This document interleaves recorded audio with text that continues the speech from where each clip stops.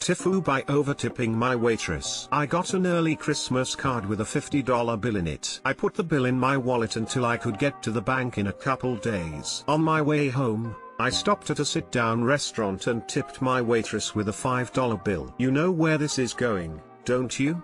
The waitress was surprised and very happy and thankful, which I thought was a bit over the top for what amounted to about a 30% tip. Comes time to deposit the $50 and guess what? It's nowhere to be found. After puzzling for several days over where I might have put it, the neurons fire, the connection is made, and I realized that I had to have given it to the waitress, which would explain her reaction. Well, butternut. I hope she really needed it and I hope it was a blessing, but all I can think is I'm a dumbass. Doctor, I was given a $50 bill which I gave to a waitress by accident, thinking it was cheesecake bill, and I'm a dumbass. Edit. Thank you all for the kind words, as well as the silver and gold. Thanks too for the silly comments that made me laugh. Clearing up a few points, my bill was a bit less than $15. I thought I was leaving butternut bill, about a 30% tip, but instead I left a $50 bill. I'm American. All our bills are the same color and size. It's extraordinarily rare that I've ever had a $50 bill. Yes, I acknowledge that those countries with different size, color paper money are onto something monumental. I'm a woman, grandma-aged, with gray hair and poor eyesight. Not a dude. In my college years I was a waitress, so I'm well aware of the hard work and the struggle. The loss of the money is not a hardship by any means, but thank you to those kind-hearted souls who offered to reimburse me. Your kindness made me want to cry. I was just feeling so stupid for having made such an easy mistake. I do indeed believe in karma, and I hope that the $50 helped fill some of her needs. The karma has already come back to me in the well wishes given here by my fellow Redditors. As for all those commenting about losing money in a cheesecake in a similar way, I'ma shake my head and say TSCH in a grandmotherly way. I once accidentally tipped 100% on a nice meal in Chile because I don't speak Spanish. My partner speaks some Spanish, but not perfectly. She thought the waiter asked if we wanted anything else as he took the cash. Answered no, it's okay. It turns out he was saying I'll be right back with your change. We stupidly waited around for a while and then finally pieced it together when the owner came to shake our hands. Thankfully the meal was great and cheap. We ended up spending about the same as we'd pay in the States for a meal of that quality. My mom made the same mistake way back in the day when it took $5 to basically fill her gas tank. Gave the gas station attendant a $50 instead of coconut and just drove away. Thankfully that guy was honest and admitted the mess up and gave the money back when she realized what happened. I wish I could fill my gas tank for $50. I once accidentally tipped $180 to a Domino's worker. I'm Australian and all American dollar look the same. I didn't realize until after I ate my pizza. He was very happy, haha. I did the same thing a couple months ago. Had about $150 in my wallet. Pulled out the cash and separated a few bucks to tip a valet. Instead tipped the $150. Valet was super happy and calling me boss repeatedly. I was oblivious until about an hour later. Had to make an unexpected ATM trip after that one. I drunkenly tipped a bartender $100 for getting me 2 waters. I had bragged about winning it on roulette to my friends and then did that. Realized the next day when I only had $1 in my wallet. $1 and a dream. I was so confused thinking, how could you mistake a red $50 bill for a blue $5 bill? Then I was thankful for my beautiful, colorful Canadian bills. Yeah. In the States all our bills are exactly the same size and coloring, and it doesn't help that I'm getting old and my eyesight is failing. TIFU by having banana with my best friend's mom several times. Obligatory this happened in the past 30 months or so. Today, Saturday, actually, I found out. Also, sorry if I don't have the best English. Doctor, 28-year male here from Europe. My closest friends from my childhood and early school up to high school are still there, even if they are not many. However, in the past 4 years, I developed a friendship with a guy and I consider him my best friend now. On Saturday I found out that I was casually banana his mother. To make things worse, we call each other bro. Longer version. The grandparents that raised me, from my mother's side, moved a few years ago in a small town and left me the apartment in the big city, the capital of the country. I visited them as often as I could and I still do. About 3 years ago, I went out on a summer Friday night to one of the few bars in there. Took my beer and went out on the terrace because I am a smoker. All the tables were occupied, but this one had a lady staying alone at a table with 4 seats. Actually there were 2 tables put together. I asked her if I can detach one and make it 2 tables for 2. She said I don't have to, I can just sit. She's finishing her glass of wine and she's leaving. I stayed. A bit later that night we had coconut at her place. Exchanged phone numbers and that was it. I didn't stay there through the night. The following day I texted her because I liked it a lot. I mean, she was kinky as coconut for a first one and I wanted to go for the second. After that kind of interaction, you either don't want to see the person again or it's more available. And I've got the upgrade. I will not go into that many details, but that lady is the dirtiest, in a good way, woman I've ever met. She's up for anything. We kept going every time I went to visit my grandparents. While all the above was happening, in my town I changed jobs. In there I met a guy that got hired a few weeks after me. At some random office night out he sat next to me and we talked a lot because the music was too loud to hear with other people. He was a gamer, like me. We were playing the same games, we have similar hobbies and so forth. We've played together over 1,000 hours in CSGO matchmaking and we've talked a lot. I found out quite quickly that his father left him and his mom when he was 5 years old, that he went for school in the US and that his mother lives in the same small town as my grandparents. Let's go together once, I've said. He goes to his mom around twice a year, because he is a complicated long-distance relationship. I go to my grandparents more often, like 6 to 8 weekends/year. Anyway,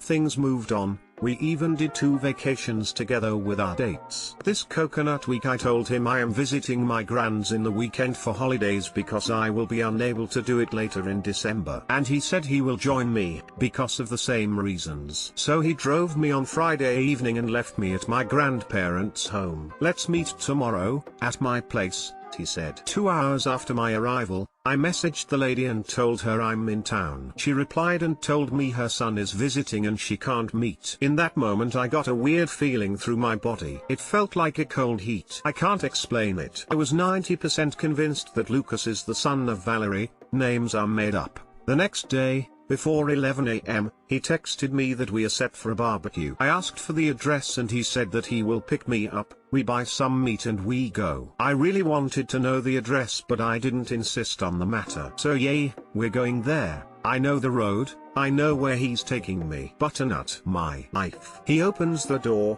his mother is there and he literally says, "Hey mom, this is my bro." I felt like I need to throw up. He said the names, I shake her hand and I say, "Nice to meet you." The lady winked at me and she said, "I think we've met before." I was sweating bullets at this point. I shook my head, looked at Lucas, he was smiling, and I said, "Sorry, I can't remember, but it's possible." So we had barbecue lunch, but what I want to add is that during the lunch she left the table, going to the toilet, I guess, and she texted me, "He is leaving on Sunday morning. Stay till Monday." The boona felt so awkward. I think I will make up a reason not to come back with Lucas and I will stay at least one more day. Also, needs mentioning, the woman is coconut hot. He's kinky as coconut and she's 90% match on my kinks. She even purchased a cheesecake swing for better fun. I am unable to have a relationship more than 2 nights because the girls are too vanilla. Goddamn, I am so sorry.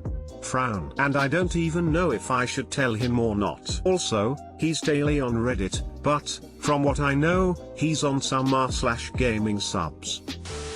He's daily on Reddit, seems like a good idea to post about Butternut his mum and not wanting him to find out, I guess. Yeah, Op should really elaborate on how super kinky their banana is, his friend will appreciate the added realism. What kind of Butternut fantasy heaven do Redditors live in and why am I not a part of it? Plot twist, his mom helped him get a job at your place so you'd make friend cause it wasn't kinky enough for her already. Now I have a boona. Challenge him to a 1v1 on CSGO, knife him, then while teabagging him tell him you coconut his mom.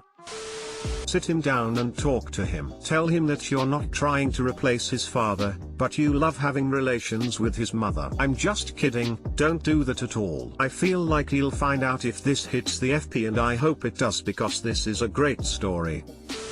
TIFU by crying on a date. TIFU. So I'm a recently single dude after a 9-year relationship, and struggling to pick up the pieces of my life, balancing a new job that involves tons of travel. It's been a rough few months, so my buddy, being the great friend he is, set me up with a friend of his sister. We meet up for coffee and hit it off, then decide to head back to my place so I can try and woo her with my mediocre cooking skills. We end up making an awesome stir fry together and things are going great. I excuse myself after the meal to change because I ended up with a stained shirt trying to show off my non-existent culinary prowess. Anyway, I came back to the living room, and my date was checking out something on my side table and my stomach sank. I put away all of the stuff relating to my ex except for one thing. We were engaged. It was to be a gift for our last dating anniversary before the wedding. Miniature doc light from a book, a symbol between two literature nerds from the very beginning of our relationship. So here my date is, being incredibly sweet and asking about my knickknacks. I didn't really want to get into it, so I told her a partial truth that it was from this book I really liked, leaving out the colossal significance it once held. The next thing I know, she's queuing up the movie the book was made into on my TV and inviting me to come chill with her on the couch. So here I am with this poor woman halfway through a movie, my head swirling with memories of my ex that I am absolutely still in love with, and I start crying. This isn't a sneaky tear either, so she obviously notices and asks what was wrong. By this point I know I'm coconut, and I do my best to choke stuff back and stammer out an apology saying I lost touch with a good friend, and this was our favorite movie and I miss them more than I thought. So now the mood has completely changed, and after some awkward small talk she suggested we reschedule and took off. Now I'm sitting here sipping whiskey directly from the bottle, trying to decide if I should hit up Tinder or therapy. TL, drive. Let a date pick a movie my ex and I loved, and ruined any chance of sexy times by crying over said ex. Why are you trying to rush into things? Take your time healing. You're right. I wasn't looking to jump into a new relationship. Company for dinner sounded like fun, so I thought, what the hell? Hun, you are so normal. I'm about 6 weeks out from a mutual, amicable separation with my partner of 9 years. Couple weeks ago, when I was still staying with a friend while waiting for my new apartment, I saw a lady on the subway platform with cute shoes. My thought process was approximately, oh, cute tiny boots. Booties. I should tell that lady I like her booties. Or, would have called them bootlets. It was cute with words. I then promptly burst into tears and ugly cried the entire 30-minute train ride home, while trying not to make weird eye contact with strangers. Fortunately/unfortunately the friend I was staying with was out that night, so I had privacy while I mooned around the apartment sobbing and hugging the cat. I still get like that about once a week over something dumb, but every time it's a little shorter and a little easier. Add high fives of solidarity. My boyfriend of 9 years broke up with me on July 21, 2018. We continued some form of communication until the end of May 2019, when I cut him out completely. I still cry almost every day. I'm sure if I could get a date, I would probably cry too. Yeah, often staying in contact like that can make things much harder. It's part of the process, man, and that's a truly brutal moment for sure, but you learned something. Leave the knick-knack somewhere private. You don't ever have to get rid of it if you don't want to, but don't leave it out until you can face it and be honest about it. Hang in there and definitely check out therapy. It's immensely helpful. Go for the therapy, mate. And don't overdo it with the whiskey. Go for a run or something. Good luck to you. And get a nice hot shower afterwards. If you have some, jump into comfy pajama clothes or cuddle in a warm blanket. Order pizza or some other nice feel-good food. Watch a movie you, and only you, like, and try to get some good night's rest. Or call someone you're close with and talk to them. I'm pouring my heart out to everyone who's willing to listen right now. And while I don't feel that it helps right now, I'm kinda sure it will have helped in my future. Still madly in love with her, but she is already starting to move on while I've not even moved out of our apartment. It has to suck before it gets better.